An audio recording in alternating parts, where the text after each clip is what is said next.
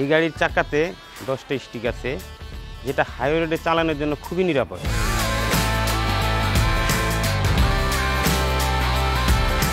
এই গাড়িটার ফুয়েলের খরচটা খুবই কম, মাইলেজ বেশি, যা মালিকদের জন্য খুবই লাভজনক।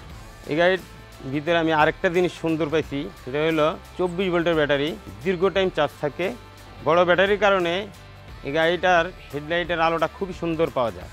যদি কেউ আমাকে বলে যে আমি একটা গাড়ি নিব, তাহলে আমি এই গাড়িটার কথাই বলবো, কারণ গাড়িটা যেভাবে আমি চালাই দেখলাম, আমার কাছে অনেক ভালো লাগছে।